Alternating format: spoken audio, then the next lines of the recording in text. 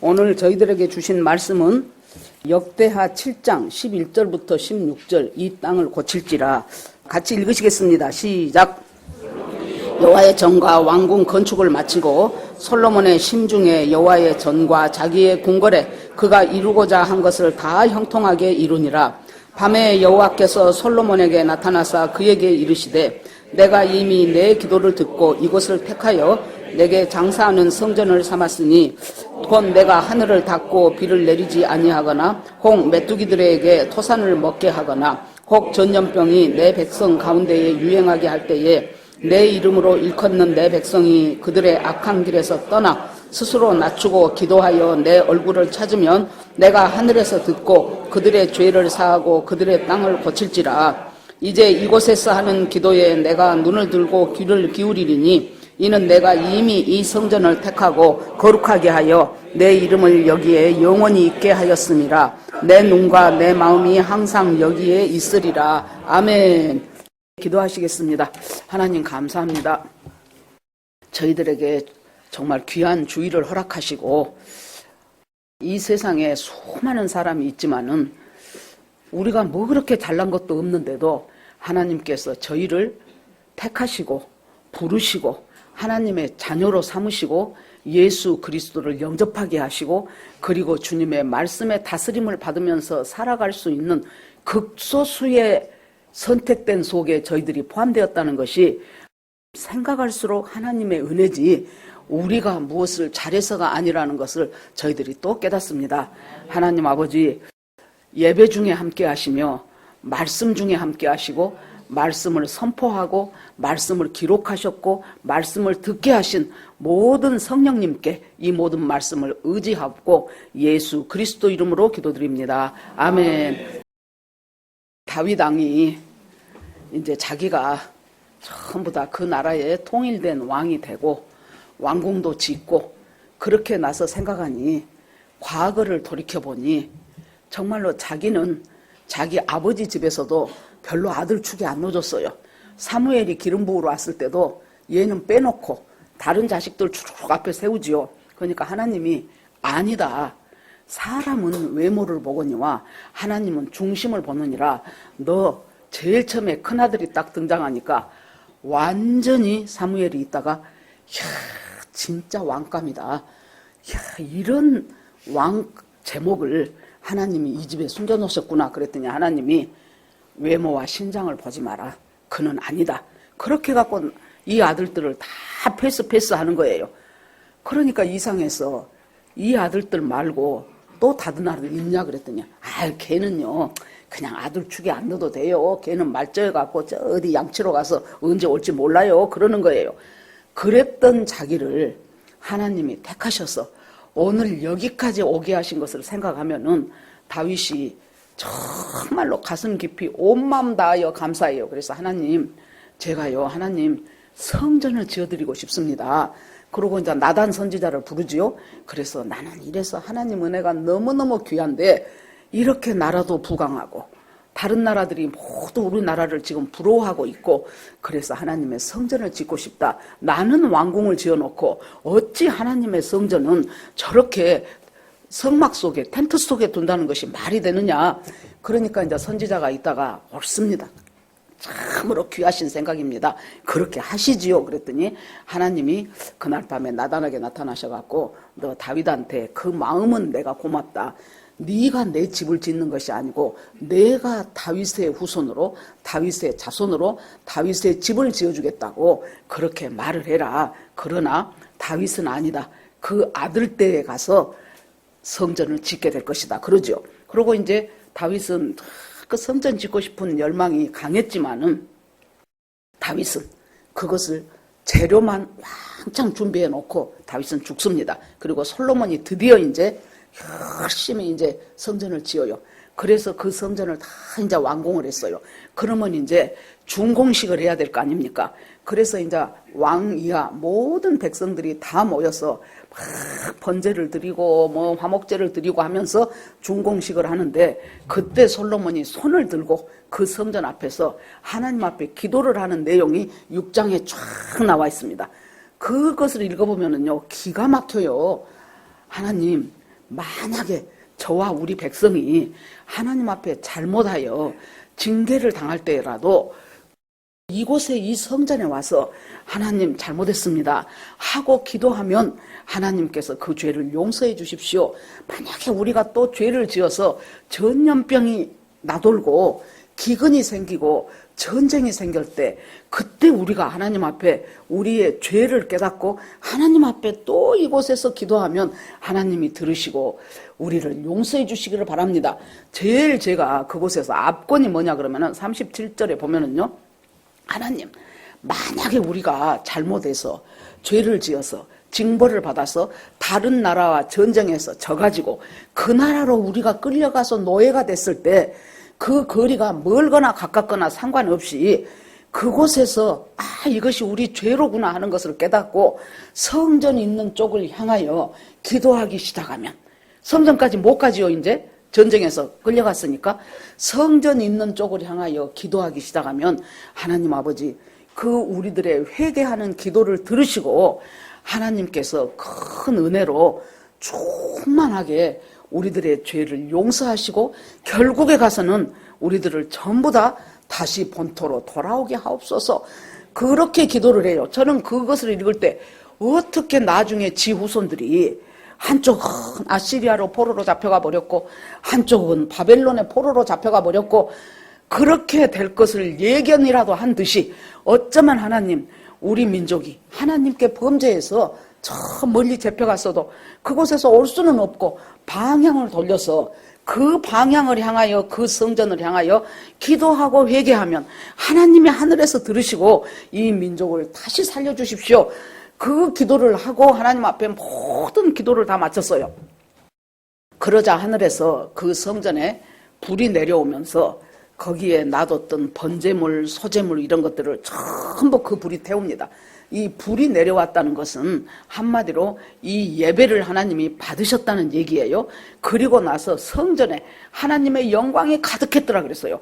영광이 가득한다는 것은 구름이, 그때 구약시대 때는 그랬습니다. 하나님이 이곳에 임재하신다 할 때는 엄청난 구름, 빽빽한 구름이 그 성전에 가득 차요. 제사장의 임무를 해야 되는데 그 빽빽한 구름으로 인해서 들어갈 수가 없는 거예요. 그렇게 하면서 하나님께서 그들을 향하여 말씀하시기 시작하죠. 그래서 이제 이 모든 중공식 예배가 7일 동안에 걸쳐서 끝났어요. 그러고 나서 또 7일 절기를 지내는데 그 7일이 바로 우리가 잘 아는 초막절 절기가 또 시작이 됩니다. 이 모든 것이 다 맞춰졌어요. 그리고 이제 하나님께 영광을 돌리고 자기들도 이제 한숨 쉬지요. 그랬더니 하나님께서 그 밤에 다시 솔로몬에게 나타나셔서 네가 드렸던 그 예배와 그 기도를 내가 다 받았다. 다 받았는데 그러면서 네가 드리는 이 기도를 내가 듣고 이곳을 택하여 제사하는 성전을 삼았는데 만일 하늘이 닫혀지고 비가 안 오고 또 메뚜기들이 그 소산을 다 집어먹어버려서 기근이 심하게 되고 거기다가 전염병까지 창궐하게 될 때 그때 너희들이 할 일이 있는데 뭐냐? 내 이름으로 일컫는 내 백성이, 우리가 이 7장 14절 말씀을 좋아하고 암송하지요. 내 이름으로 일컫는 내 백성이 그들의 악한 길에서 떠나 스스로 자기를 낮추고 기도하여 하나님의 얼굴을 찾으면 내가 하늘에서 듣고 그들의 죄를 사하고 그 땅을 고칠 것이다. 이렇게 말씀을 합니다. 그래서 우리가 어떤 상황 속에서도 크리스찬의 가장 큰 특권 중에 하나는 하나님의 죄사함의 은총을 우리가 받는 거예요. 그래서 어떤 일이라 할지라도 하나님 앞에 내가 아버지를, 우리가 하나님을 아버지라고 부르잖아요. 내 이름으로 일컫는 내 백성이 스스로 악한 길에서 떠나 겸비하여 겸손히 회개하면서 하나님의 도우심을 구한다면 어떤 것이 된다 할지라도 그 기도를 내가 듣고 그리고 그것을 응답하고 그 땅을 고치겠다고 주님이 약속을 하십니다. 여전히 이 말씀은 그 당시에 솔로몬 시대에만 적용되는 말씀이 아니고 오늘날 우리에게도 그대로 적용되는 말씀입니다. 누가복음 15장에 보면은 탕자의 비유가 나오지요. 이 사람이 아버지 살아계시는데 유산 주시오 그래갖고 갖고 가가지고 어떻게 써버렸는지 한 개도 없어져 버리고 정말로 허랑방탕해서 그 나라에 기근이 오니까 쥐엄나무, 돼지 치는 열매로 들어가는 그것을 돼지를 치는데도 그 열매조차도 없는 거예요. 얼마나 흉년이 험악하게 들었으면. 저는 그 말씀을 볼 때 하나님이 이 사람 하나 돌아오게 하려고 그곳에 흉년을 허락하셨다는 생각이 듭니다. 그래서 그때 비로소 세상에 우리 아버지 집에는 품꾼들도 이렇게 안 먹어. 내가 왜 아버지 집을 떠나서 이 멍청한 인생을 살고 있는고 하고 스스로 돌이켜 아버지를 향하여 가지요. 그런데 아버지는 어쩝니까? 이 아들 나가면서부터 그 다음날부터 이 아들이 뻔히 그렇게 하고 돌아올 것을 뻔히 예측을 하는 거예요. 그래가지고 날마다 동고 밖에서 이 아들이 돌아오는가를 계속 바라보고 있다가 캄캄해지면 집어 들어가고 그 뒷날 또 일어나서 그 아들 온가 보려고 그랬더니 그날도 여느 날과 똑같이 지금 그 언덕배기에서 내려다보고 있는데 세상에 거지 중에서도 상거지가 된 어떤 아들이 걸음걸이 보고 몸매 보니까 자기 아들이네. 그러니까 이 아버지가 아무것도 생각 안 하고 달려가죠. 그래가지고 그냥 걔를 확 끌어안아버리죠. 이 아들은 뭐라고 생각하고 갔습니까? 아버지 이제 도저히 아버지 아들이라고는 내가 못하겠습니다. 사람이 염치가 있지요. 아버지 집에서 일하는 품꾼 중에 하나로 나를 써주시기 바랍니다. 그 말 하려고 했는데 아버지 했더니 그냥 아버지가 그냥 싹 쓸어 안아가지고 집으로 데리고 가서 일단 목욕시키고 살진 송아지 잡아서 음식 먹이고 옷 갈아입히고 신발 갈아 신기고 가락지 새로 끼우고 아무것도 묻지 않아요. 너 봐라. 너 그렇게 나가니까 네 꼬라지가 뭐냐. 그 얘기 안 합니다. 묻지 않고 가락지를 끼운다는 것은 상속자라는 의미예요.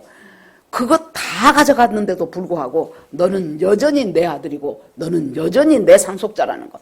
하나님은 우리가 스스로 악한 길에서 떠나 겸손하게 겸비하게 하나님의 얼굴과 용서를 구하면은 아버지는 이때를 위해서 그토록 기다리고 있어요. 그래서 마태복음 1장에 보면은 예수를 낳으리니 그 이름이 곧 예수라. 그는 자기 백성을 저희 죄에서 구원할 자이심이라 그랬어요.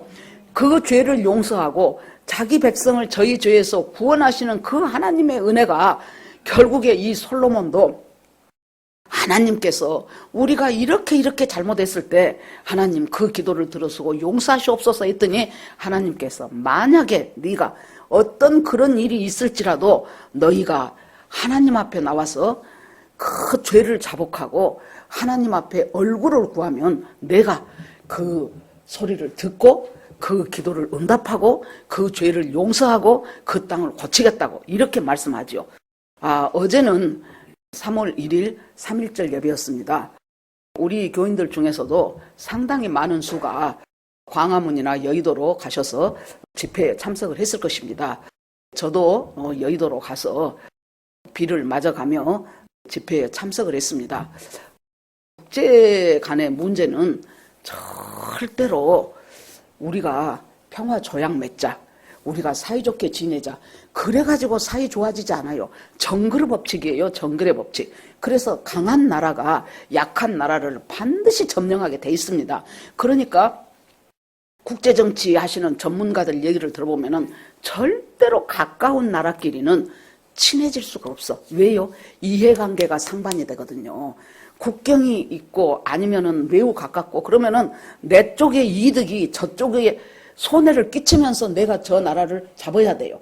그래 놓으니까 일본은 저 섬나라이면서도 어떻게 해서든지 이 대륙을 가기 위해서는 우리 한반도를 찍어야만이 갈 수 있잖아요. 그래 놓으니까 호시탐탐 노리고 있어요. 딱 보니까 이제 2조 말기쯤 돼가지고 고종왕은 무능하지요. 그곳에 있는 대신들은 맨날 모여갖고 그냥 노론 소론 남인 서인 해가면서 당파 싸움만 죽으라고 하지요. 양반 지주들은 어떻게 해서든지 이 소작인들과 평민들한테 수탈을 해가지고 이렇게 살아야 되니까 일반 백성들의 분노는 하늘까지 치솟지요. 그래서 일본에서 지금이 기회다. 우리가 이 땅을 점령해야 된다. 그러고는 이제 수십 척의 배를 몰고 들어와서 살살살살 하기 시작한 것이 결국에 가서 이제 이 땅을 점령되기 시작했던 거지요. 그래서 1905년에 을사보호조약 학교 때 배웠지요. 그래서 강제로 조약을 맺었다 해서 을사늑약이라고 합니다. 올해가 나는 을사년인지 몰랐더니 올해가 을사년이네요. 그랬더니 일타강사 전한길이가 그러대요. 헌법재판관들이 제대로 법대로 판단하지 않으면 당신들은 을사오적입니다 그러더라고요. 을사오적 알지요? 바로 나라 팔아먹은 이완용, 송병준 이런 사람들이 을사오적이에요. 그래가지고 그때 우리나라 외무대신하고 일본 공사 하야시하고가 서로 조약을 맺었어요. 그것이 을사조약이에요. 외교권 다 박탈하고 그렇게 해서 이제 나라가 일본 손으로 점차 넘어가게 됩니다. 그로부터 5년 후에 1910년이 되니까 이제 한일합방이 됐어요.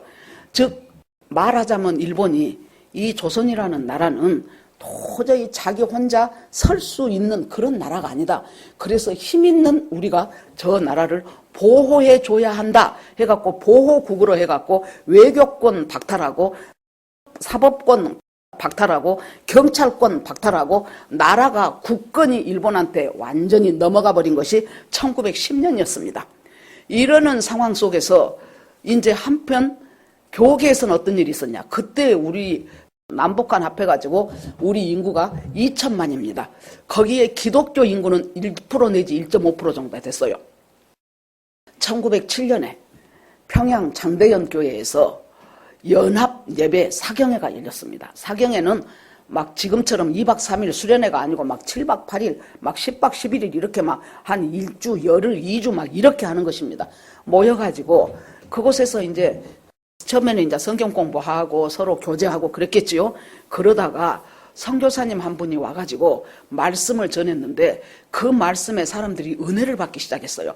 그래가지고 전부 우리가 여기 모인 수백 명의 수들이 전부 다 통성으로 기도를 합시다. 그래 놓으니까 막 사람들이 통성으로 기도를 하는데 정말로 사도행전에 있었던 마가의 다락방 성령 강림처럼 그 평양 장대영 교회에 엄청난 성령의 강림이 임하기 시작하면서 이 사람들이 여러분 보세요. 성령이 임하면 내가 예수 믿고 구원받고 은혜 받았다는 것은 성령이 임하면은 제일 먼저 어째요? 내 죄가 보이는 거예요. 내 죄가. 다른 사람의 죄에 대해서 상관치 말아요. 저것이 저렇게 잘못했으니까 나도 이렇게 한다. 그것은 실질적으로 성령이 임한 것이 아닙니다. 성령이 임하니까 내 죄가 보여. 거기에 장로님 한 분이 일어나가지고 나와가지고 나는 아간과 같은 사람입니다. 바로 여리고성 점령하고 나올 때 하나님이 아무것도 갖고 오지 말고 진멸하라고 그랬는데 올 나오면서 보니까 신할산 외투 한 벌에다가 금덩어리 은덩어리 하나씩 주워갖고 나오죠. 그래서 자기 텐트에 와서 숨겨놓죠. 나는 아간과 같은 사람입니다. 내 친구가 아주 절친한 친구였는데 그 친구가 몸이 병약해서 죽기 전에 자기한테 상당히 큰 재산을 맡기면서 나는 멀리 못 갈 것 같다. 내가 죽거들랑 믿을 사람 자네밖에 없네. 이것을 갖다가 내 처자식이 먹고 살 수 있도록 자네가 잘 좀 돌봐주기 바라네. 그거 지가 꿀꺽 해버렸다는 거예요. 그러면서 나는 아간입니다. 나는 아간입니다. 나는 아간과 같은 사람입니다. 내가 이 집회가 끝나고 가면은 그 내 친구의 처와 자식들에게 이것을 갖다가 전부 갖다가 내가 주면서 회개하고 그것 갖다가 전부 다시 돌려주겠습니다. 그러고 나니까 이제 이 사람이 나와서 나는 저 옆 동네에 있는 이쁜 처녀하고 이제 나는 이러고 저러고 했습니다. 나는 간음죄를 지었습니다. 그러면서 내가 가서 그 처녀한테 미안하다고 하고 보상하고 내 마누라한테도 회개하겠습니다. 이것이요. 그날부터 시작해갖고 꼭두 새벽까지 이 사람이 나와서 나는 죄인입니다. 이 사람이 나와서 나는 이런 죄를 졌습니다. 엄청난 평양 대부흥운동이 일어나기 시작한 거예요. 그것이 1907년이에요. 그러니까 1905년에 을사늑약이 있었고 1910년에 한일합방이 있었고 1907년에 평양 대부흥이 일어났습니다. 그래서 이 평양 대부흥을 그때 평양에서 누가 살았어요? 나중에 빌리그레암 목사님의 부인이 자기 아버지가 중국에 선교사로 왔었는데 그 아버지를 따라서 이 평양에 국제학교가 있었어요. 그래 놓으니까 그때 와가지고 그때 이제 소녀였지요. 그랬는데 얼마나 한국에 놀라운 대부흥이 있었다는 것을 아는 사람입니다. 그렇게 하면서 이제 1910년이 되어 가면서 이제 한일 합방이 일어나고 그러면서 그때 1차 대전이 끝납니다. 독일이 항복을 하므로 1차 대전이 끝나니까 그때 미국의 윌슨 대통령이 뭘 했냐 그러면은 민족 자결주의를 선포를 했어요. 모든 민족은 각각 자기 민족대로 독립국이다. 그러니 각각 모든 민족은 그 나라의 주권대로 독립대로 자기 나라를 살펴가라고 해라 하는 민족 자결주의가 선포가 되기 시작하니까 눌려 있었고 제국주의의 그 발 아래 묶여 있었고 했던 나라들이 여기저기서 독립의 기운이 샘솟기 시작한 거예요. 그러니까 민족 자결주의와 또 하나는 뭐예요? 1919년 1월 달에 고종이 죽었어요. 그런데 이 고종이 참 건강했답니다. 왕이 죽었네 그러니까 아들이 죽은 줄 알았대요. 아들은 병약했는데 고종은 죽을 사람이 아니었대요. 도대체 저 일본 것들이 무엇을 어떻게 해버렸는지 모르겠는데 드러난 것이 아니니까 말할 수는 없으나 그러자 이제 사람들끼리 고종 장례를 준비하면서 이제 그곳에 모였던 민족 지도자들이 어떤 사람들은 이건 분명히 수상하다. 분명히 저것들이 시해를 했을 것이다. 지금식으로 말하자면은 죽임을 당했을 것이다. 그러 놓으니까 우리가 이대로 멍청하게 당하고 있을 일이 아니고 우리도 무장 봉기를 하자. 그래가지고 죽을 때 죽더라도 한번 싸워보고 죽자. 그랬더니 그곳에 월남 이상재 선생님 아닙니다. 이것은 무력으로 싸우는 싸움이 아니고 진리의 싸움입니다. 진실의 싸움입니다. 그래서 비폭력 무저항으로 나가야 됩니다. 그렇게 해가지고 그때 1907년에 평양 대부흥을 경험하고 성령 충만하고 믿음이 좋았던 사람들이 중심이 돼가지고 계속해서 이제 그 속에 있던 것들이 터져 나온 것이 바로 이제 1919년 3월 1일 바로 3.1절 독립선언문을 낭독을 했죠. 지금도 인사동에 가면은 인사동 태화관이라는 곳에서 33인이 모여서 이것의 마지막 이제 그걸 독립선언문을 전부 이제 작성을 했지요. 제가 1년에 한 번씩 요걸 외웁니다. 5등은 자의 조선의 독립국인가 조선인의 자주민임을 선언하노라.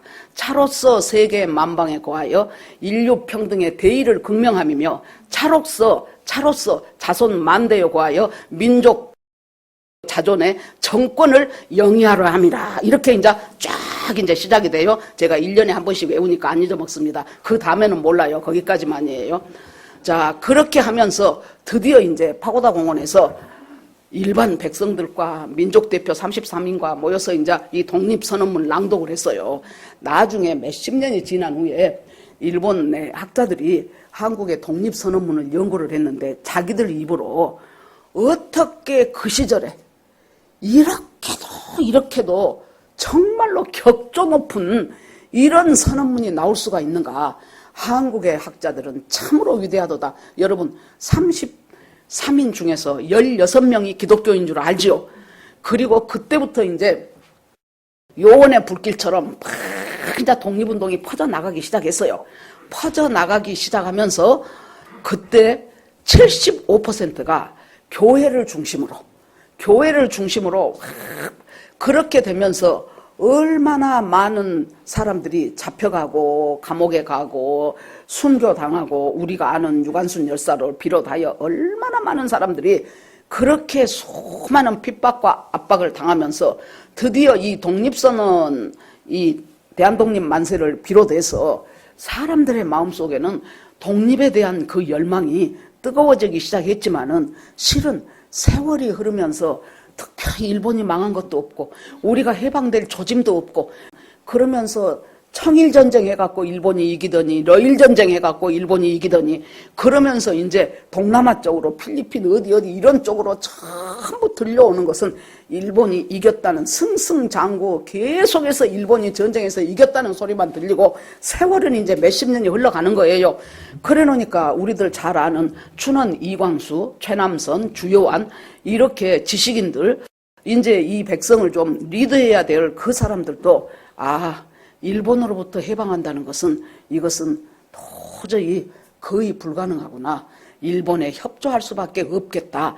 그렇게 해가지고 일본에 협조하라는 말들을 하고 다니기 시작했어요. 그래서 춘원 이광수 선생도 이제 일본이 전쟁 막바지로 들어가니까 지금 우크라이나에 북한 그 총알바지 내세우는 것처럼 일본이 전쟁 막바지로 들어가니까 한국의 학도병이 뭐예요? 그때는 중학교가 5년제니까 그 중학교 다니는 학생들을 전부 전쟁으로 내보내라는 거예요. 그러니까 그거 해야 된다고. 일본과 우리는 내선 일체이기 때문에 우리 학생들은 거기에 전쟁으로 나가야 된다고 독려하러 다닌 사람이 춘원 이광수 선생이었어요. 그렇게 사람들이 이제 일본에게서 벗어난다는 것은 거의 없는 일이구나. 안희숙 사모 죽으면 죽으리라 그 책에 보면은요, 이 안희숙 씨라는 사람은 북한 개성인가 그쪽에서 그 굉장히 노래를 잘했어요. 그래서 일본에 있는 음악대학을 나와가지고 거기에 있는 여학교에 음악 교사로 있는 20대 초반의 아가씨였어요. 그런데 자기 어머니가 굉장히 믿음이 좋아요. 하여튼 그때 어머니하고 자기하고 언니하고 셋이 이렇게 새벽 기도를 가려면 그냥 동네에, 그때는 교회가 별로 없을 때니까 20리인가 30리 길을 걸어서 새벽 기도를 가요. 거기 가는 도중에 일본에 신사가 있어. 그러면은 그 신사 앞에서 저 거짓된 가짜신 신사는 예수의 이름으로 명하는 인분은 일자다. 그렇게 이제 막 하고, 그러고 하루를 안 빼고 그렇게 새벽 기도를 다니는 아주 믿음이 신실한 여자였어요. 그런데 이제 학교에도 무슨 일이 불어닥치기 시작합니까? 그곳에 있는 월요일 아침이 되면은 모든 관공서의 사람들은 학교 관공서 할 것 없이 전부가 다 일본 신사에 가서 지금 동쪽을 향해서, 그것 보고 동방요배라고 해요. 일본이 우리보다 동쪽에 있으니까 동쪽을 향해서 전부가 그 신사에, 그 신에게 절을 하는 것, 그것부터 시작하고 업무가 시작이 되는 거예요. 그런데 이 안희숙 사모는 안 가. 내가 왜 그 거짓 귀신 일본 신한테 내가 절을 하냐. 그러고는 안 가요. 그래 놓으니까 이제 학생들 사이에서도 안 선생님은 절대 신사참배를 안 하는데 왜 다른 선생님들은 다 신사참배를 하냐. 그러고는 더 나아가서 애들은 애들이요. 저 선생님이 믿음이 좋구나. 그렇게 하면 되는데, 그러고 저는 월요일 날 결석하면 되잖아요. 그러는데 어떻게 해요? 그 선생님들 수업을 거부하기 시작했어. 신사참배하는 선생님들. 그래 놓으니까 학교에서 문제가 되잖아요. 그러니까 학생들이, 거기가 지금 이제 미션 스쿨인데도 그래요. 그러니까 학생들이 교장 선생님하고, 아니, 안 선생님은 신사참배를 안 하는데 왜 다른 선생님들은 신사참배 합니까? 신사참배 안 하는 것이 이 성경에 나 외에 다른 신을 두지 말라는 성경 말씀과 맞지 않습니까? 그렇게 하니까 이제 이 교장으로서는 학교를 운영해야 되는데 일이 복잡해지잖아요. 안 선생을 불렀어. 안 선생. 안 선생도 이제 신사참배를 하시오. 학생들이 이렇게 돼가지고 학교가 문제가 복잡해집니다. 그래 놓으니까 알겠습니다. 그러고는 엄청 기도를 하고, 그 다음 월요일 날은 이제 안 선생도 갑니다. 그래갖고 그 신사에 이제 모든 학교뿐만이 아니고 이제 일반 관공서 전부가 모여서 그 넓은 운동장에서 이제 동쪽으로 향하여 바로 천황 되시는 우리의 하나님이신 경례하죠. 그래 놓으니까 모든 사람이 90도 각도로 경례를 하는데 그 중에서 혼자 꼿꼿하게 서 있는 사람이 이 안희숙 선생이었어요. 거기서 잡혀서 이제 감옥 생활을 시작을 합니다. 그런데 그때 안희숙 씨 얘기를 들으니까 자기가 신의주 역인가 기차 역에를 갔는데요.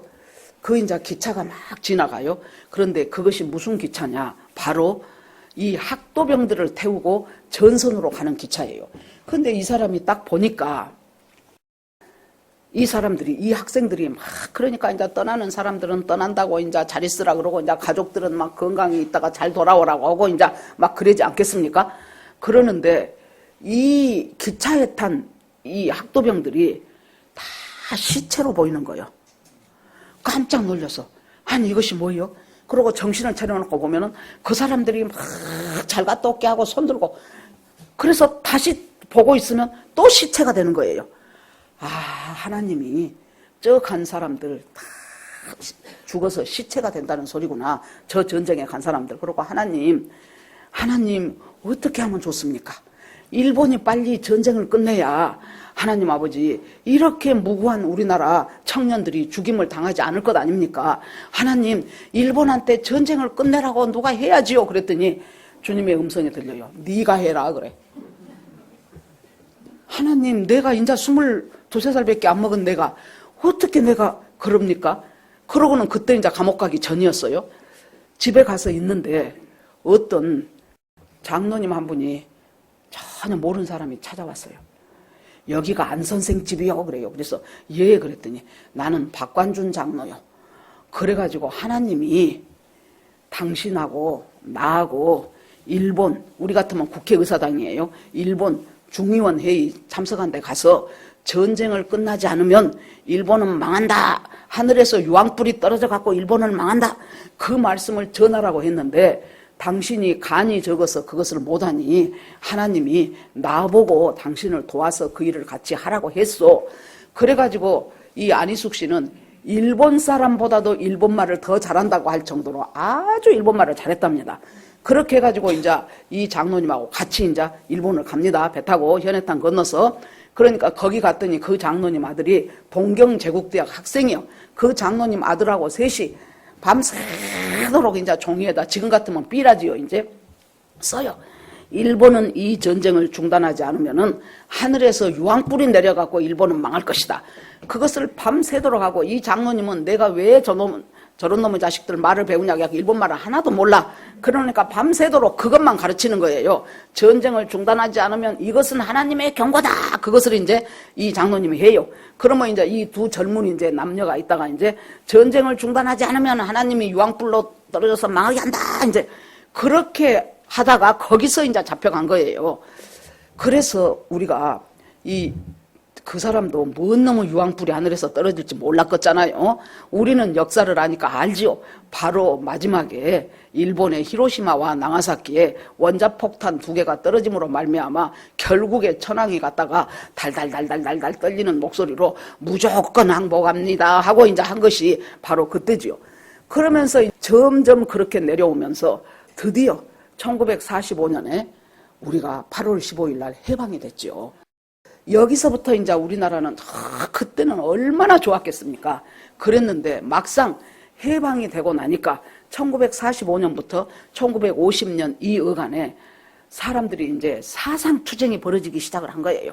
그래서 공산주의, 조선노동당 그 중에서도 남쪽을 대표로 하고 있었던 박헌영이가 남노당의 박헌영이가 무엇을 이 국민들한테 걸었냐 그러면은 계급 타파, 그 다음에 농지 무상으로 나눠준다. 지주들 거 다 뺏어갖고 무상으로 나눠준다. 그 다음에 친일파 척결한다.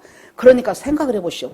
양반 상놈 그거 싹 계급 타파하고 그 다음에 지금까지 죽으라고 농사 지어도 그 주인한테 갖다 주느라고 자기들은 반도 못 먹는데 그거 농사 다 뺏어서 다시 준다고 하고 그리고 일제시대 때 일본 사람한테 붙어가지고 호의호식하고 살았던 천일파 전부 다 처벌한다고 하니까 우리 인구의 70%가 공산주의 합시다 했어요.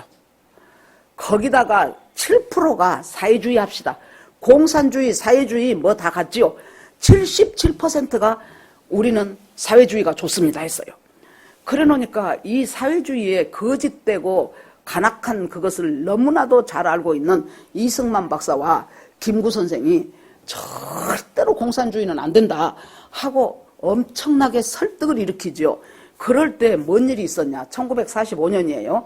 1945년에 모스크바에서 모스크바 3상회의가 열렸어요.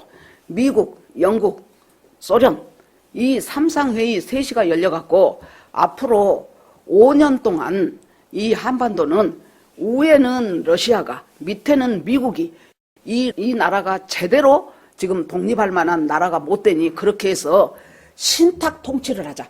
자기들이 이제 잘 지도를 하고 거기서 신탁 통치하자. 그래 놓으니까 독립을 꿈꾸고 있었던 이승만, 김구 그런 사람들은 무슨 놈의 신탁 통치냐? 우리는 신탁 통치 반대한다. 그러니까 처음에 북쪽에 있었던 애들도 신탁 통치 반대한다 그랬다가 나중에 스탈린이 아니다.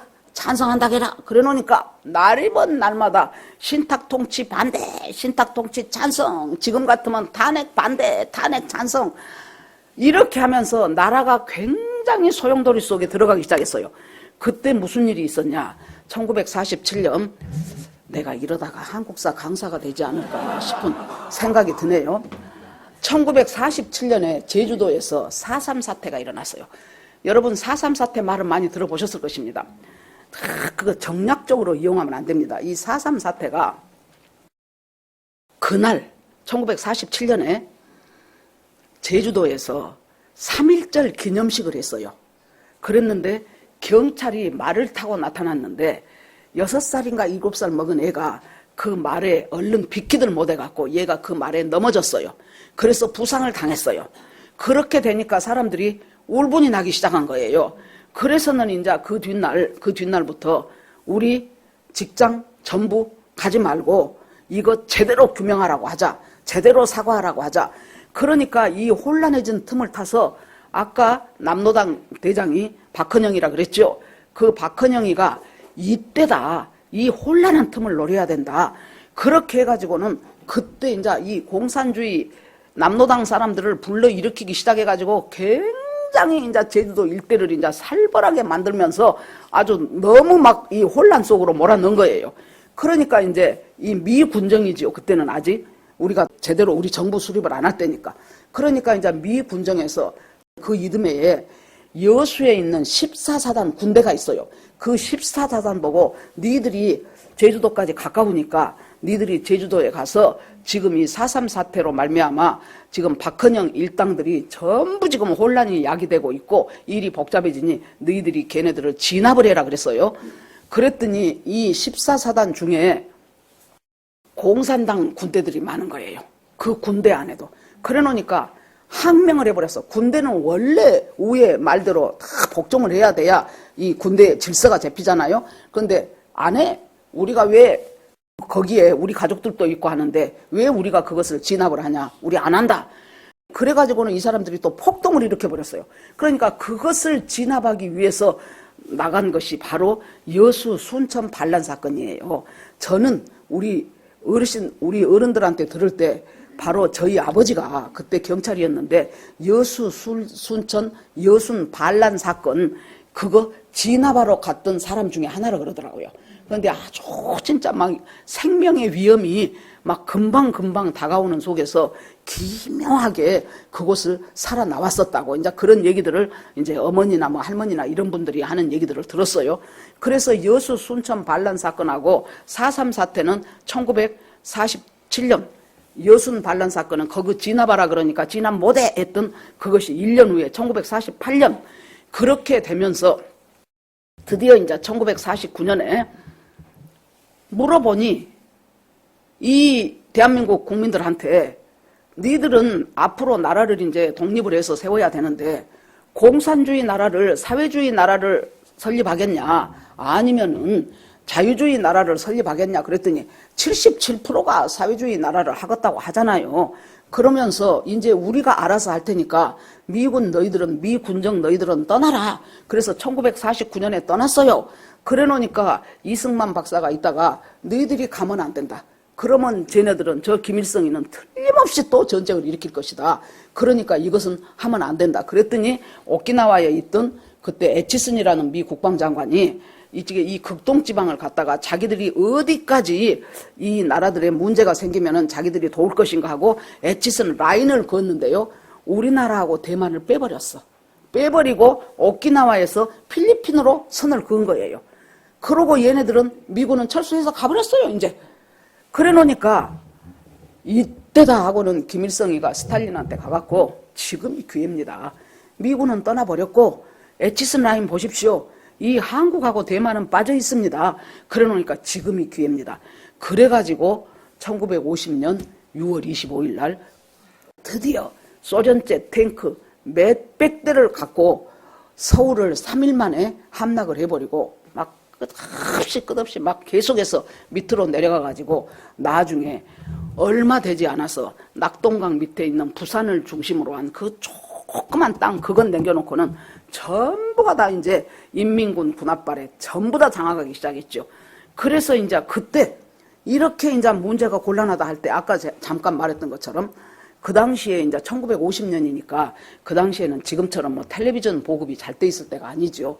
그래 놓으니까 전부 집집마다 라디오가 있고 그때만 해도 미국도 믿음이 좋은 국민성들이 진짜 믿음 좋은 사람들이었어요. 그래 놓으니까 그 라디오에서 거의 날마다 누가 빌리그레암 목사 설교가 나와요. 그러면 사람들이 라디오 틀어놓고 설거지하던 아줌마도 그거 들으면서 말씀 듣고 그렇게 하는데 한국에 전쟁이 터졌다는 소리가 들리잖아요. 그래 놓으니까 이제 한국을 좀 도와달라 그러니까 자기들 귀찮은 거예요. 이 쬐끄만 나라. 그랬더니 빌리그레암 목사 부인이 바로 아까 평양에서 국제학교 다녔던 여자라 그랬죠. 선교사 딸로. 그 사람이 자기 남편 보고 빨리 대통령한테 말을 해라. 대통령한테 가서 말을 해갖고 그때 트루먼 대통령이에요. 대통령한테 말을 해서 빨리 도와야 된다. 한국에는 1907년 평양 대부흥이 있었고 거기에 그 평양 대부흥 이후로 굉장히 이제 기독교 인구가 많아지기 시작했어요. 그 사람들 20만 내지 30만 정도 되는데 그 사람들 공산주의가 장악하기 시작하면은 예수 믿는 사람부터 죽인다. 빨리 전쟁해라. 그래서는 이제 계속해서 이제 트루먼 대통령한테 연락을 하고 이 대통령은 별로 심드렁했다 그렇습니다. 그러는데 당신이 나중에 이 한국을 돕지 않으면은 당신은 나중에 큰 역사의 죄인이 될 것이요. 그렇게 하면서 해가지고 드디어 이제 유엔이 파견이 되고 그 다음에 그러면서 이제 쫓기고 밀리고 해서 그 부산 땅 요만큼 남겨놓은데 거기에서 이제 미군에서 이승만 대통령한테 정부를 갖다가 여기에 뒀다가는 안 되겠습니다. 오키나와로 옮기든지 하다못해 제주도로 옮기든지 아니면 하와이로 정부가 대통령이 옮겨가야지 안 그러면 곤란합니다. 그랬더니 이승만 박사가 나는 여기서 한 발도 물러나지 않겠소. 만약에 그렇게 된다면은 내 마누라 죽고 나 죽고 그러고 우리가 바다에 빠져 죽는 한이 있어도 나는 여기를 떠날 수 없어. 그러고는 이제 초량교에서 한 몇백 명이 모여가지고 정말로 하나님 앞에 오늘 역대하 7장 14절의 말씀처럼 내 이름으로 일컫는 내 백성이 하나님 앞에 그 악한 길에서 떠나 스스로 겸비하여 하나님 앞에 간절히 기도하면 하나님께서 그 기도를 듣고 그리고 이 땅을 고칠지라는 그 말씀처럼 그 사람들이 거기 모여서 밤새도록 하나님 우리는 방법이 없습니다. 우리는 길이 없습니다. 하면서 간절히 하나님 앞에 기도했는데 하나님이 그 기도를 받으시고 그 기도를 들으시고 정말로 5,000분의 1밖에 승리 확률이 없는 인천 상륙작전이 생각이나 했겠냐고요. 이승만 박사들 생각이나 했으며 우리 대한민국의 국민들이 생각이나 했겠어요. 그런데 세상에 자기 나라도 아니고 이 이름도 성도 그때는 모르는 이 쬐끄만 코리아라는 나라를 위해서 이 인천 상륙작전이 성공할 수 있는 확률은 5,000분의 1이라는 거예요. 5,000분의 1. 말이 좋지 5,000분의 1. 안 된다는 얘기지요. 그런데 이 메가다라는 사람을 하나님께서 또 감동을 시키셔가지고 그러니까 우리 역사의 위기 때마다 하나님께 기도하는 메가더도 크리스찬 전부 우리 민족대표 34명 중에서 16명도 크리스찬 전부 위기 때마다 이 기독교가 여러분 나라를 살립니다. 어저께 광화문이나 여의도의 집회에 가서요. 우와 진짜 10월 27일 날 그때 갔었잖아요. 그때하고는 비교할 수도 없이 정말로 발 디딜 틈이 없이 이쪽 끝에서 안 보여. 그 많은 사람들이 나라 살려보겠다고. 우리는 같은 서울이나 되지요. 보니까 부산 무슨 진안 그 다음에 어디 그렇게 해갖고 버스들이 이루 말할 수도 없고 엄청난 사람들이 모여들었고 국민의의원 37명이 같이 해가지고 거기서 한 사람 한 사람 이름을 부르더라고요. 그랬더니 우리 옆에 앉았던 어째 아저씨 둘이가 37명 왔네. 그 나머지 것들은 다 사꾸라요. 그것들은 다 사꾸라. 그러면서 이제 또 막 이제 또 흉보고 욕하고 하더라고요. 아무튼 그리 했든지 저리 했든지 간에 그래서 여러분들 이번에 아마 느끼신 것이 처음에 계엄했다 그러니까 잘했다는 사람이 한 명도 없었죠. 저 이상한 사람이네. 뭔 느닷없이 아무렇지도 않은 나라를 계엄을 해 그랬는데 이제 세월이 흐르면서 벌써 이제 석 달 되죠. 그래 놓으니까 그동안 우리나라 상황이 어떻게 돼 있었다는 거 우리는 모르고 산 거예요. 그것들이 드러나기 시작해요. 여러분 보세요. 사법부가 다 넘어갔죠. 성관이 다 넘어갔죠. 엊그저께 보니까 채용 비리가 절대로 지금은 성형이라고 하면서 뭐 안 해준다 그러잖아요. 878건이 드러났죠. 채용 비리가. 왜 그랬냐 그랬더니 뭐라고 한 줄 알아요? 잘 아는 사람 뽑느라고 자기 친인척도 뽑았다는 거예요. 그것이 말입니까 막걸리입니까 진짜.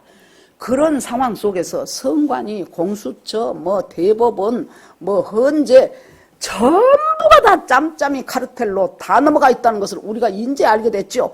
거기다가 중국으로부터 중국이요. 등소평 때부터 시작해갖고 30년 동안 이 한국을 먹기 위한 장악을 한 거예요. 총칼로 먹는 것이 아니에요. 그래서 모든 그 정치, 경제, 사회, 문화 돈 앞에 장사 없어요. 국회의원들 가운데서도 중진 의원에 여야를 불문하고 중진 의원에 속한 사람들 주고 중국 돈을 안 먹은 사람이 거의 없답니다. 그래서 그렇게 친중을 한 거예요. 친중을. 지난번 대통령 문재인 대통령이 중국에 가서 뭐라 그랬습니까? 우리는 중국과 공동 운명체입니다. 즉 중국이 살면 우리도 살고 중국이 죽으면 우리도 죽겠다는 거예요. 1대1로에 적극적으로 우리는 동참하겠습니다. 지금 우리나라가 얼마나 위험한 상황에 처했게 되었는가. 그 변호인단 중에서 김계리 변호사라고 요새 저 유명한 여자 있지요. 똑똑하대. 초등학교 졸업해갖고요. 중학교, 고등학교를 학교 안 다니고 검정고시를 했어. 그래갖고 인하대학교 경제학과인가 거기를 들어가갖고 거기서 공부해서 사법고시를 합격한 여자예요. 보통 여자가 아니에요. 그 여자가 민노총 간부한테 북한에서 온 지령을 전부 말하기 시작했어요. 전부가 다 세월호를 갖고 그것을 갖고 전부 나라를 흔들어서 계속해서 혼란 속으로 몰아넣어라. 이태원도 세월호하고 똑같이 해가지고 결국에 가서 정권을 끌어내려라. 그러고 거기에 구호까지 다 적여주더구만. 그러면 그 뒷날 민노총 집회하고 야당 집회하면은 북한에서 내려버린 그 구호 그대로 써놓는 거예요. 이렇게까지 돼 있는지 여러분이 알았겠습니까? 제가 알았겠습니까? 이렇게까지 중국의 모든 것들이 우리를 침략하고 있다는, 지금 중국에서 우리나라 와서 사는 사람이 60만 내지 70만이라고 하네요. 그래가지고 웬만한 건물들, 웬만한 집들 중국 사람들이 다 샀어. 제주도는 특히 많이 사버렸어요. 그렇게 하면서 인해전술로 몰아가기 시작하면은 거기다가 그 나라를 지도에 가야 될 그 사람들 전부 돈으로 다 잡아버렸죠. 돈으로 아니면 뭔가 약점을 쥐고 흔들겠다든가 이런 식으로 하면서 우리나라가 여기까지 왔어요. 자, 그러면 아까 이제 1948년까지 했어요. 다시 글이 돌아갑니다. 자, 1948년이 돼요. 그러니까 이제 막 신탁통치 반대다, 신탁통치 찬성이다 하고 이제 나라는 혼란스럽고 시끄럽고 이제 김일성이는 이제 어쩌든지 스탈린이 처음에는 반대하라고 했다가 나중에는 헷가닥 바꿔갖고 찬성해라고 하니까 또 찬성하는 거예요. 그런 속에서 우리가 이 나라를 제대로 하려면은 빨리 선거를 치르자. 그래가지고 이 국회의원들을 선출로 뽑아가지고 그 사람들로 나라 일을 하게 하는 것이 그것이 지금 순서지 않냐. 그래 놓으니까 할 듯 했다가 안 한다 했다가 이제 또 스탈린이 하지 말아가 하면 또 안 하는 거예요. 할 듯 했다가 안 한 듯 했다. 그래서 할 수 없이 그러면 남한만이라도 우리가 선거하자. 그래서 1948년 5월 10일 날 남한 단독 선거를 해서 198명, 200명이 뽑혔는데 이제 그렇게 해서 5월 10일, 그 다음에 5월 31일이 되니까 이제 그 선출된 국회의원들을 다 모아야 되잖아요. 다 모아서 이제 국회를 엽니다. 그것이 첫 번째 국회고 그것이 재헌국회라 그래요. 200명 뽑았는데 왜 2명은 못 왔냐. 제주 4.3 사태 때문에 이 사람들은 그 2명은 못 왔어요. 그래서 198명이 모였습니다. 거기에서 이제 이승만 박사가 그 국회를 열면서 지금 이곳에 오신 198명의 여러분들은 종교는 다 각각 다릅니다. 기독교인도 불교인도 있고 또 무교도 있고 천도교인도 있고 다 다를 것입니다. 그러나 모두가 다 공감하는 것은 우리나라가 우리 힘으로 일본에서 해방되었지 않았다는 것은 여러분 다 아실 것입니다. 이것은 분명히 하나님의 은혜입니다. 그러니 종교와 상관없이 이 독립된 나라를 허락하신 하나님 앞에 기도하고 시작했습니다. 이윤영 의원 나와서 기도하시오. 그분이 부의장인데 그분이 목사님이요.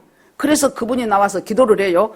제가 꽤 국회 속기록에 가면 그거에 다 나와 있어요. 꽤 긴데 제가 중간 생략하고 읽어드리겠습니다. 이 우주와 만물을 창조하시고 인간의 역사를 섭리하시는 하나님, 이 민족을 돌아보시고 이 땅을 축복하셔서 감사가 넘치는 오늘이 있게 하심을 주님께 감사드립니다. 하나님이시여, 지금 남북이 둘로 갈려진 이 민족의 고통과 수치를 신원하여 주시고 동포와 같이 손잡고 노래 들을 날을 속히 허락해 주시옵소서. 남북 통일을 주시고 민생의 복락과 세계 평화를 허락하여 주시옵소서. 이런 기도를 하고 이제 일이 시작이 된 거예요. 그러면서 전쟁이 일어났을 때 그렇게 해서 하나님께서 놀라운 은혜로 그 기도하는 사람들의 그 기도를 들으시고 응답하시어 5,000분의 1이라는 인천 상륙작전을 하나님께서 성공하게 하시고 지금 드디어 나라가 이제 제대로 수립이 됐죠. 그러면서 이승만 대통령이 한 것 중에서 최고로 잘한 것 중에 하나가 아까 박헌영이는 뭐라 그랬어요? 지주들 논 무상으로 그냥 뺏어와. 그래가지고 그것 갖고 노동자, 농민한테 나눠줘. 그것이었죠. 그렇게 되면은 안 된다. 유상 몰수, 유상 분배를 주장했던 것이 이승만 박사였어요. 그 지주들한테도 돈을 주고 그것에서 가져와요, 정부가. 그러면서 지금 농사 짓는 사람들한테는 당신들이 지금 농사를 짓는데 5년 동안 농사 예를 들어서 쌀 20가마가 나왔다 칩시다. 그러면 20%씩만 나라한테 주는 거예요. 그렇게 5년을 20%씩만 주면 그 다음에 그 논을 당신 땅으로 해주겠다는 거예요. 그렇게 해서 우리나라가 그 토지라는 것을 갖게 되기 시작, 그때는 전부 농경사회니까요. 토지라는 것을 제대로 분배되기 시작하면서 이 나라가 그 기초 위에서 이제 딱 이렇게 나라가 이제 올라가기 시작한 거예요. 1950년이면 기껏 해봐야 제가 태어나던 해인데 이렇게 멀쩡하게 살아있잖아요. 그러니까 한 사람의 인생 동안에 전 세계에서 이런 발전을 거둔 나라는 대한민국밖에 없어요. 그것이 우리가 오직 똑똑해서 때문일까요? 건국 대통령 이승만 박사.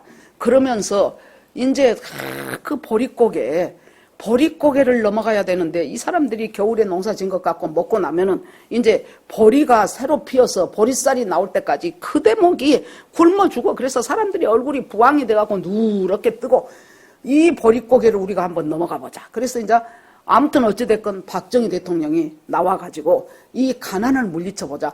그때 여러분 1960년대 중반까지 북한이 우리보다 훨씬 더 GNP가 높았다니까요. 그렇게 가난한 나라였어요. 그래가지고는 거기서 이제 어떻게 해야 될 것인가. 이제는 갔다가 서독에서 우리나라 젊은 남자들은 광부로 가고 젊은 처녀들이 간호사로 가고 그렇게 해가지고 서독 사람들이 들어가기 힘든 저 깊은 갱도까지 우리나라의 젊은 청년들이 광부로 갔고 그 다음에 독일 사람들이 만지지 않는 시체 닦는 일, 이렇게 험한 간호사들이 해야 될 중에서 제일 험한 일, 저거들은 안 하려 그래. 그래 놓으니까 한국의 간호사, 자기들이 볼 때 얼마나 그때는, 지금은 우리나라 사람들도 엄청 체격들이 좋아졌죠. 그때만 해도 왜소하고 조그만 한국 여자들이 와갖고 저희들 등치 몇 배가 된 사람들 시체 닦고 뭐 하고 그렇게 하면서 드디어 이제 박정희 대통령이 독일을 방문을 합니다. 그래가지고는 이렇게 이제 쭉 길을 이제 차로 가는데 박 대통령이 울어. 그러니까 그 독일 대통령이 아니 왜 우십니까 그랬더니 우리나라도 이렇게 풍요로운 나라가 언제 될 수 있을까. 그걸 생각하니 눈물이 납니다. 그렇게 해가지고는 울지 마시라고 어떻게 해서든지 우리는 당신네 나라를 도와주겠다고. 그렇게 해서 이제 자기 나라 대통령 왔다고 광부들 오고 그 다음에 간호사들 오고 지금은 우리 교회 안 나오는데 바로 김호근 권사님이 그때 간호사로 갔던 사람이에요. 거기서. 그래가지고 그 사람들이 이제 대통령 왔다고 한복 입고 그렇게 와가지고 그냥 대통령 유경수여서 할 것 없이 서로 끌어안고 울고 이 나라를 고속도로를 세워갖고 물동량을 늘려서 이 나라가 이제 어떻게 해서든지 먹고 우리가 무슨 지하 자원이 있습니까? 무슨 산업 자본이 없잖아요. 그때 기껏 해봐야 뭐 전쟁 끝나고 한 십몇 년밖에 안 지냈으니까. 그러니까는 이제 일단 경부 고속도로를 뚫어야 된다. 그랬더니 이제 김영삼, 김대중 대통령이 그때는 대통령 아니죠. 아이고 차 전부 해봐야 전국에 있는 차 탈탈 털어봐야 몇 대 되지도 않는데 그 돈 갖고 기업들한테 돈 빼내갖고 자기들 정치자 좀 쓰고 싶어서 이 고속도로를 뚫자고 한다. 고속도로 뚫으면 안 된다. 그래갖고는 포크레인 하려 그러니까 김대중 씨가 얼른 가서 땅바닥에 누워갖고 나를 갈고 넘어가라 그랬더니 요즘 그 김진홍 목사님 지금도 연세 들고 계시잖아요. 자기도 그때는 김대중 씨 똘마니로 따라다닐 때라 얼른 그 옆에 자기도 누웠다는 거예요. 그렇게 했는데 아무튼 그 경부 고속도로를 함으로 말미암아 얼마나 우리나라 산업 발전에 이바지가 하게 되며 그렇게 해가지고 그걸 하는데 돈이 없으니까 누가 차관을 내주고 누가 융자를 해줍니까? 예를 들어서 우리가 개인적으로도 저거 집 탈탈 들어봐야 돈 100만 원도 없을 것 같은 애가 나한테 와갖고 1억만 빌려주시오. 내가 어떻게 해서 이래서 갚을게요. 그러면 갚아지겠냐고. 뭐 담보를 하나 해. 네가 담보할 것 없으면은 믿을 만한 사람이 이 담보를 해준다고 하면 해줄게. 그래 놓으니까 박정희 대통령이 뭘 담보로 했습니까? 그때 광부들하고 간호사들하고 그 사람들 월급을 세상에 담보로 하고 차관을 빌렸다니까요. 그렇게 해서 이루어진 나라예요. 우리나라가. 공산주의로 확 넘어갈 수밖에 없는 그곳에 공산주의는 절대로 안 된다고 했던 이승만 박사가 건국 대통령이고 그 다음에 이 나라가 보릿고개에 넘어가갖고 우리도 한번 그래서 새마을 노래가 뭡니까 그때 새벽종이 울렸네 새아침이 밝았네 그렇게 시작하지요. 그 다음에 또 제일 그때 많이 불렀던 노래가 참 그 노래를 들을 때마다 참 슬퍼. 잘 살아보세 잘 살아보세 우리도 한번 잘 살아보세. 얼마나 배고프고 못 사는 것이 한이 맺혔으면 노래가 우리도 한번 잘 살아보세요. 잘 살아보세요. 그렇게 하면서 이 나라가 이제 그때 엄청나게 구호품 몰아주고 돈도 갖다 주고 구제품도 많이 물품도 많이 갖다 주고 그것이 미국이었죠. 그러니까 우리는 미국이 이 나라에 베풀어준 그것을 양키 고홈하면 안 된다니까요. 그래가지고 결국에 가서 이제 참 이렇게 여기까지 오면서 놀랍게 나라가 발전하기 시작하고 그러는 속에서 이 나라가 세상에 G7이 뭔 말이냐고 세상에. 그 가난했던 나라가 세계에서 꼴등에서 두 번째로 가난했던 나라 그 나라가 G7이 되었어. 그래가지고는 지난번 정부 때 세상에 얼마나 갔다가 20만 원 주고 30만 원 나눠주고 그것이 여러분 세금 아닙니까? 그 세금이 결국 뭐예요? 젊은 세대들이 다 갚아야 될 이 나라의 빚이요. 그때 그렇게 국민들한테 나눠준 그 돈 갖고 뭐 됐는가 물어보니까 전부 소고기 사 먹었대. 지 돈 갖고 사 먹어 지 돈 갖고. 소고기 비싸면 그냥 돼지고기 사 먹고. 그래가지고는 빚이 여러분 4천조. 미쳐버려. 그걸 누가 갚으냐고. 참 우리 그렇게 돼 있는데요. 이 정부 들어서 갖고 얼마나 돈을 안 썼는지 모른대요. 얼마나 돈을 안 썼대요. 우리가 이렇게 해서 이 빚을 우리 후손들한테 남겨주면 안 된다. 그렇게 해가지고 드디어 이제 그때 바이든 정부 때 미국에 초청받아 갖고 갔지요. 여러분들 거기서 들어보셨을 거예요. 내가 노래를 너무 많이 한가 오늘. 바이든이 저 노래 한 곡 부르라고 그러지요. 그랬더니 저 옛날에 대학교 다닐 때 그때 몇십 년 전 노래인데 내가 기억이 날지 모르겠다고 그러니까 막 해라고 그러지요. 그러니까 long time ago 하고 잘하대.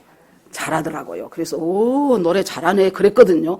그러고 웃고 넘어갔는데 아무튼 지금 저 가 있죠. 서울구치소에 있고 처음에 공수처부터 이 대통령을 잡아갈 아무런 권한이 없는 데서 공수처하고 그 다음에 중앙지법에다가 영장 청구하니까 전부 다 기각을 시킨 것을 갖다가 기각됐단 말 한마디도 안 하고 지금 우리뱀 연구에 똑같은 것들 똘똘 뭉쳐있는 우대가리부터 저 밑에 판사까지 똘똘 뭉쳐있는 그곳에서 영장 받아가지고 그 나중에 뭐라고 한 줄 압니까 여러분? 뒤에서 이제 윤 대통령 끌어내려야 되는데 처음에는 못했죠. 두 번째는 사람 하나 끄집어내는데 2천 몇백 명인가가 그 한남동 관저에 가가지고 이쪽에서 그 앞에 있는 애들 끌어내리는 애들 보고 뭐라 그래요? 총을 맞더라도 끌어내라 그랬어. 그것에 전환길이가 확 돌아버렸더구만. 저그들이 가서 총 맞고 끌어내. 왜 멀쩡한 남의 자식들 보고 총 맞아도 끌어내리란 소리를 하냐고. 그랬더니 윤 대통령이 지키고 있는 경호 요원들도 우리 청년, 끌어내겠다고 들어온 경찰 병력도 우리 청년, 내가 그냥 가겠다 그러고 나와서 간 거 아닙니까? 여러분, 소위 주사파 사람들 치고 내가 손해볼게 그런 놈들 한 놈이나 봤어요? 연놈들이 없다니까 그것들은. 여러분 그렇게 하면서 여기에서 보십시오. 오늘 우리가 정말로 막판 제일 끝에 이 3.1절을 맞이해서 제일 끝에 중요한 것은 어디서부터 풀어나가야 됩니까? 오늘 7장 14절에 내 이름으로 일컫는 내 백성이 악한 길에서 떠나 스스로 겸비하여 죄를 사하고 내 얼굴을 구하면 내가 그들의 기도를 듣고 내가 그 땅을 고칠지라. 이것이 우리에게 주신 말씀이에요. 저것들 천하의 못된 것들인지 다 알아요. 천하의 거짓말쟁인지 다 알아요. 그런데 하나님은 그것들에 대해서는 하나님이 알아서 처리하실 것이니까 너는 나를 아버지라고 부르는 내 백성이지 않냐. 그러면 너는 지금 하나님 앞에 그 얼굴을 구하면서 네 죄부터 회개하기 시작해라. 그러면은 하나님께서 이 땅을 고치시겠다고 그렇게 말씀하셔요. 회개라는 것이 제가 여러 번 말씀드립니다. 처음에 뭡니까? 우리가 예수 믿기 때문에 내 속에 성령님 계시죠. 그 성령님이 내 죄를 지적을 하셔요. 지적을 하면은 두 번째, 하나님이 나를 지적하면 두 번째 우리가 해야 될 것은 똑같은 소리로 말하라는 거예요. 이 말이 뭔 말이에요? 네가 참 교만하구나. 그렇게 하나님이 말을 했다면 성령님이 가르쳐주는 그대로 내가 교만합니다. 이렇게 말을 하라는 거예요. 그런데 네가 참 교만하구나. 그 말하는 것이 이제 어쩔 때는 뭐 목사의 설교 시간을 통해서 말할 때도 있고 내가 성경을 읽다 보는데 하나님이 깨우치게 할 때도 있고 다양하죠. 하나님 말씀하시는 방법이. 그러면은 그때 뭐라 그래요? 교만하기는 뭐 교만해. 저 사람이 저렇게 했으니까 내가 그런 것이지. 사람이 그것도 안 하고 산 사람이 어디 있어. 여기서 딱 걸려버리면은 앞에 진도가 안 나갑니다. 하나님이 네가 교만하구나 그러면 맞아요. 내가 교만해요. 이렇게 이것이 회개의 두 번째예요. 세 번째는 뭐예요? 돌이키는 거예요. 이제 그러면은 하나님이 교만하다고 했던 그것을 갖고 교만해요 하고 마는 것이 아니고 내가 돌이켜요. 지난번에 꽤 이름이 알려진 목사님인데 그 목사님이 어느 집회에 강사로 초빙을 받았어요. 그래서 거기를 가면서 잠깐 하나님 앞에 기도를 했더니 하나님이 사랑하는 종아, 네가 지금 그 집회를 가지? 예, 갑니다. 한 1000명 정도 모일 것이다. 그런데 그 중에 100명이 은혜를 많이 받을 것이다. 그 중에서 눈물을 흘리며 은혜 받은 사람도 상당수가 될 것이다. 그런데 그 중에서 확실하게 자기 삶이 변하는 사람은 한 명뿐이다. 여러분, 그것이 우리예요. 눈물을 흘리면서 은혜 받아요. 목사님 은혜 받았습니다. 진짜 말씀 감사합니다. 그러는데 그것으로 인해서 자기의 삶의 가장 핵심적인 부분이 하나님 앞에 변화되는 사람은 1000명 가운데 1명이더란 거예요. 1000명 가운데 1명. 회개라는 것은 어디까지? 눈물을 흘리는 것까지가 회개가 아니에요. 그것 때문에 내가 돌이켜야 그것이 회개가 돼요. 하려고 했는데 형편이 안 되고 이렇게 돼서 나중에 좀 좋아지면 이런 식으로 하면서 계속 그건 회개가 아니란 말이에요. 그래서 너희들이 스스로 겸비해서 네 죄를 깨닫고 회개하기 시작하면은 하나님은 그때부터 네 기도를 듣고 네 삶을 바꾸고 더 나아가서 그 땅을 고쳐주겠다고 말씀하셨습니다. 그래서 오늘 이 말씀을 통해서 지금 이 흉흉한 세상 가운데서 무엇을 어떻게 해야 되는 것이 가장 옳은 것인가를 다시 한번 생각하면서 하나님 앞에 기도를 하는데 그냥 대충이 아니고 하나님의 마음이 나에게 그대로 부어지기를 기도하시고 하나님의 뜻이 무엇인가를 확실하게 캐치할 수 있도록 기도하시고 그러고 나서 이것이 주님의 뜻이구나 하면은 1000명 중에 한 사람이 되라고 말이에요. 1000명 중에 한 사람이 누군가가 하고 나는 그냥 이대로 살기를 원하지 말고 확실한 돌이킴이 있는 그리하여 이 나라가 다시 자유민주주의 시장경제 체제로 여러분 이 계엄령을 요새 계몽령이라고 하죠. 사람들이 다 몰랐다는 거예요. 국민들도 다 몰랐어요. 우리도 다 몰랐어. 뭔 느닷없는 계엄령이야 이상한 짓 안 해. 전부 다 그랬어요. 그런데 여기서 드러나고 저기서 드러나고 한 것 보니까 완전히 다 장악이 됐더구만. 완전히 다 장악이 돼버렸어요. 그러고 지그들끼리 전부 짬짬이에요. 전부 짬짬이. 그래서 사법 카르텔이라 그러잖아요. 그렇게 해가지고 결국에 이 나라가 꼴깍 넘어가기 직전에 이 계엄령으로 인하여 사람들이 살아나기 시작한 거예요. 알게 되기 시작한 거예요. 깨어나기 시작한 거예요. 아직 개학도 안 했는데요. 2030 대학생들이 엄청나게 모입니다. 35개, 40개 가까운 대학들이 날마다 시국선언을 하는데 탄핵 반대. 전남대학교 그 졸업했다는 사람이 어저께 여의도에 왔어요. 그래갖고 그 사람이 하는데 나는 몰랐었다고. 정말로 나라가 이렇게 돼 있는 줄 정말 몰랐었다고. 광주 호남지방에 있는 주민들이시여 민주당 응원해서 당신들이 좋은 꼴을 뭐 본 적이 있습니까 하면서 야무지게 말하더라고요.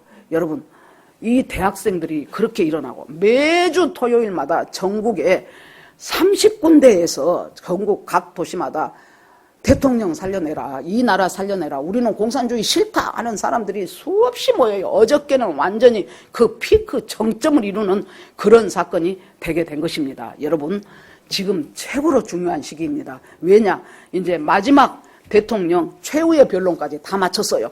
최후의 변론을 마치고 나니까 그때라도 사람들이 사실은 이렇게 됐구나 하고 깨어난 사람들이 대통령 지지율이 지금 60% 가까이 지금 올라갔다고 합니다.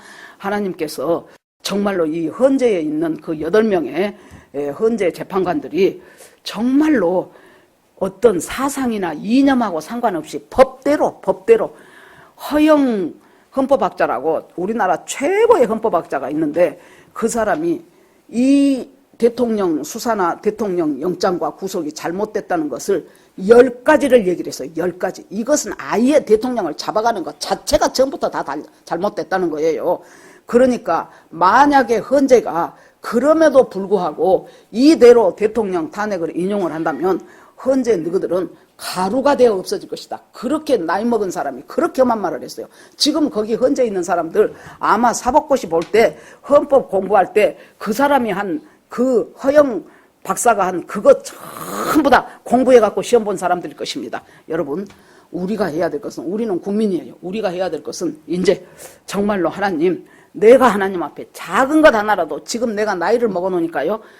10몇 살 때 20몇 살 때 생각지도 않은 것을 하나님이 갑자기 드러내게 하셔갖고 하나님 내가 왜 그랬을까요? 내가 그때 왜 그 말을 했을까요? 내가 왜 그렇게 행동을 했을까요? 하나님 정말로 내가 부끄럽습니다.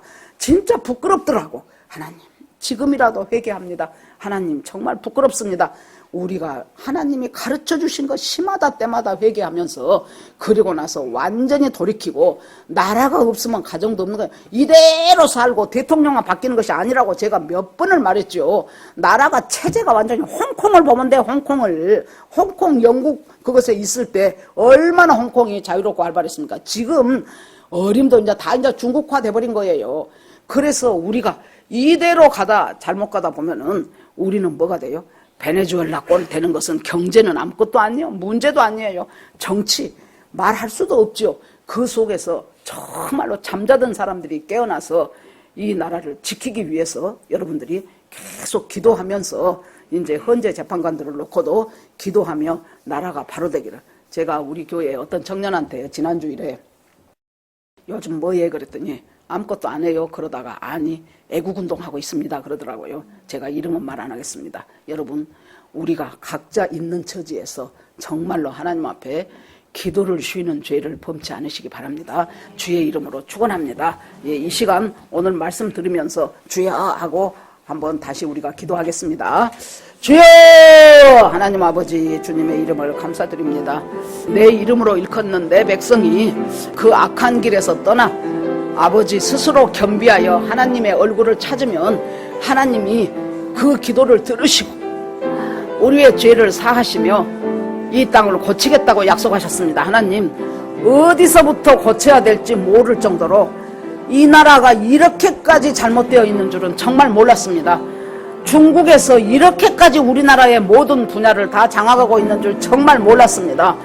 북한의 지령이 민노총 간부들에게 이렇게 계속 지령이 떨어지고 있고 중국의 드론이 미국의 항공모함을 촬영을 해도 국정원을 촬영을 해도 절대 그것을 간첩죄로 처벌하지 말자고 하는 그 당이 국회의 다수당이 되어서 지금 이 나라가 바람 앞에 등불과 같이 되었다는 것을 이번에 계엄령을 통해서 우리가 알게 되었습니다.